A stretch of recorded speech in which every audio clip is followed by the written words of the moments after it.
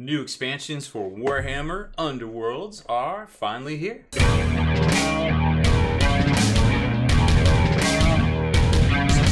Spiky Bits.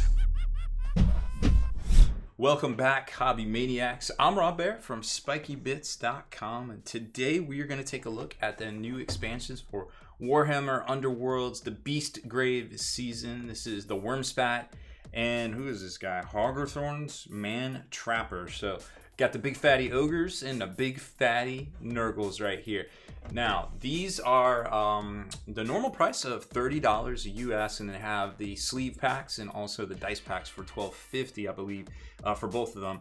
Now, of course, you can always hobby for less at Miniature Market or dicehead.com, so don't forget, get your hobbies on the cheap and save those hobby dollars. First up, we'll take a look at the Wurmspat here. So this is some Nurgle's foray. I guess it's Nurgle's first foray into the Underworld saga here. So opening up the expansion. Now, we're not going to show you the cards here because you can actually go over to WarhammerUnderworlds.com and check out the deck builder, and these are all loaded in it right now. But something I did notice, and maybe I'm just pulling a stupid here, but I do like how they have the numbers in white here. I think previously they were dark colored.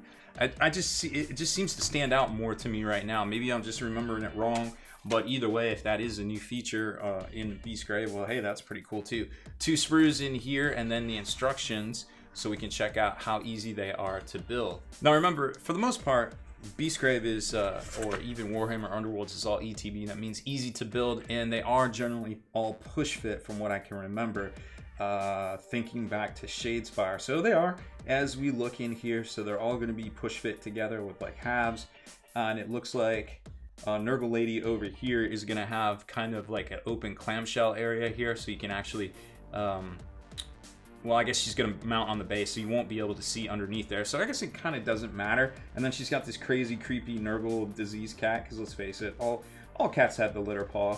And we don't want to admit it, but they do. Slices look kind of weird. Looks like there's one down her back there, and this weird one up here by the shoulder. And then the little gladiator Nurgle, or gladiator warrior dude, maggotkin dude right here. Looks like the left and right half with some arms and a head. So not too much customizability right there, but still pretty cool looking. Now let's take a look here.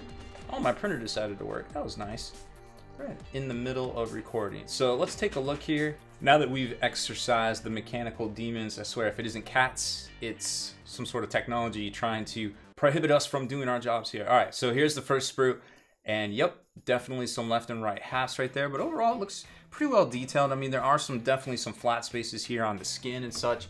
Not exactly super sure about that, but the bases are very detailed. You got some nice chainmail detail in there and some rotted flesh and Nurgly type stuff that you would expect. So maybe that will just, I guess that's maybe not the skin, that's actually the metal plate, so that might be okay. You can do some like rust effects and things, or just some grime, so to speak. But there's definitely a lot of flat areas here on her Nurgle skirt. Bases are done pretty well for the most part, and lots of detail. I mean, this is going to be a very, very three-dimensional figure once we get it together, and the Nurgle cat's going to look pretty creepy. Is that cat hair? How is your cat hair already on the Nurgle cat? Is crazy. And here they are assembled. So, like I said, very three-dimensional, very depth and dynamic, and obviously he's kind of standing there. You're going to see some gaps. Now, you can mitigate some of these gaps just by using some of that super thin Tamiya glue that we have the links to down in the description and also the comments, or you can use some Vallejo plastic putty. But for a lot of this, I think just a super thin glue would kind of keep it together, at least on this guy here. So I kind of use a combination of both when I'm doing stuff. Lots of detail to be seen here on the legs, little chainmail and everything, a little bit of corrosion and stuff up there, but overall this is going to look good when some metal is kind of weathered out and detailed out and grimed out. Same with these axes right here. Lots of flat areas, but there's still some pock marks, so that will allow you to get a lot of depth in there. Now, GW is usually pretty good at hiding those seams, and this just could be the victim of not using some of that thin glue, and this isn't something that plastic putty is going to fix either. So just be kind of careful when you're pushing these things in sometimes, or just using enough of that super thin glue to kind of fill up all those gaps and not show. Now granted, when this is painted, that might not be as noticeable, but there is a chance that it might be. So just sometimes it's better to err on the side of caution. You can see some of the gaps up there in the flesh, so that's a place you're definitely going to want to use the plastic putty if you can't get that sealed up. But overall, lots of detail down here in the groin, in the diseased groin, and everything else looks pretty good. I mean, the bases are super dope. Now some of these, and I forgot to show you, where was it? I think it's this one. Nope, these are all attached to the base. So fortunately, it looks like all of these, yes, all of these attached to the base. So you don't have to worry about any of that. Now this one's probably the most dynamic of them all. She's kind of casting out a spell right there and got the Nurgle bell. But the gaps are for real on this model. Like, check that out. Like, be super careful when you're squeezing these things together. Use as thin of glue as you can to get them filled up, and don't be afraid to slap it with some of that Vallejo plastic putty to kind of seal those gaps up. But and ooh, that's a big one right there too. But they do generally try to hide them in inconspicuous areas underneath other existing folds. But detail wise, she looks good. You know, lots of stuff going on with the staff here. Very three-dimensional with the hair, the little sack over here, and I don't know what's going on back here, but it's kind of creepy. Oh, it looks like there's just some heads, so, and some sort of ceremonial dagger. But either way, that warband is pretty dope. Let's check out the other fatties. Here are the Mantrappers, the big ogre fatties. Well, at least one big ogre fatty. You can see it's a little bit more models here. So you got some nobblers, or I guess, what do they call those now? I don't even know. They keep changing the names on me every 5 seconds. And a saber claw. Now this saber claw, if I recall correctly, looks to be a little bit smaller than the fine cast ones that came out when they re-released. I guess they released the Beast Claw Raiders in what, 2012 or so, something like that. But overall, it looks. I like the frost pattern plastic injection there, and the cards. Of course, again, we're not going to show you those because you can check them out over on Warhammer Underworlds.com in their deck builder right there. So let's take a look at the instructions here, and you can see again lots of computer slices. So you're going to have some hollow cavities in here inside of the trapper. Anything else of note? Nothing too crazy maybe. And then the little nobblers, they're very simplistic, so they are going to have little micro cavities inside of them, but it looks like this is kind of an assembly with some heads on it, so not too noticeable. And then a little trap thing, some legs, and then the saber claw is going to be the traditional left and right half that we used to. This used to be in pewter way back in the day, and it was rather frustrating to get to glue. You didn't have those pegs and stuff. And then a little head going on the front right there. Sprue wise, a lot of what you would expect at this point, except for to make things a little bit more difficult to paint in sections. A lot of the feet or paws or whatever you want to call them are going to be on the bases here, which is kind of inconvenient if you're trying to paint them separately and then maybe airbrush. And so you may want to do your bases first if you're planning on airbrushing, and then hand paint or do whatever detail work with the brush second, and that way you're not going back over yourself right there. But either way, it is what it is. And then here is the other sprue, and you can see a little bit more, a lot's going on with these boots here.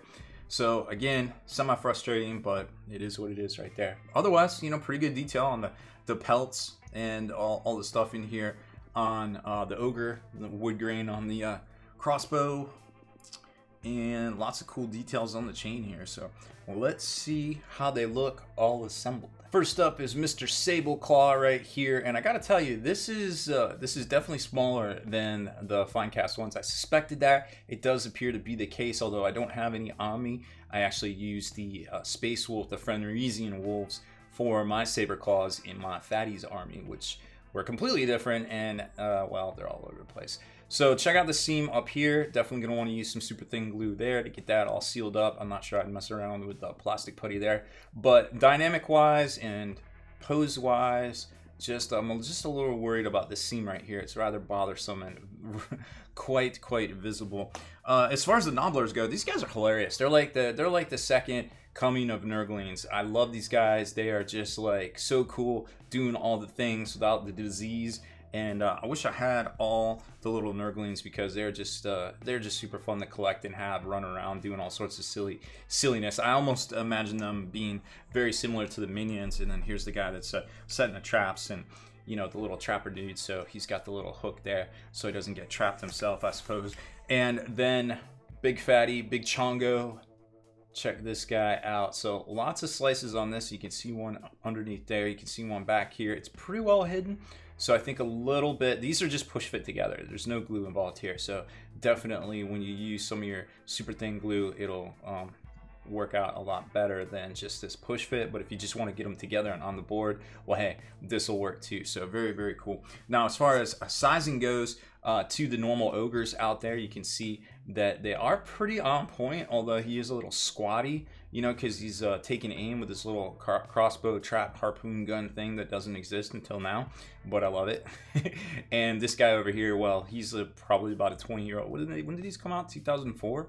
So 2004, 2020, one of these is old enough to buy something or do something, I suppose. And then as far as the other warband, well, here's how they compare to another expressive character. So that's Sloppity Boppity, and well, I guess probably a Maggiekin would be a more fair representation, but I don't have any of those. But you can see they are probably about the right size, and then she's a little bit smaller because she's a lady, which makes kind of sense because, you know, she'd be small in stature. So that's it for this one. You know, the latest expansion, the latest and greatest for Warhammer Underworlds. Beastgrave is finally here. You can get yours from Miniature Market or dicehead.com this weekend. But hey, don't wait too long because all this stuff tends to sell out. But, you know, it takes a little while. So check them out. Thank you very much for watching this video. And be sure to hit that subscribe button and turn on notifications so you can be the very first to like and comment on all our videos.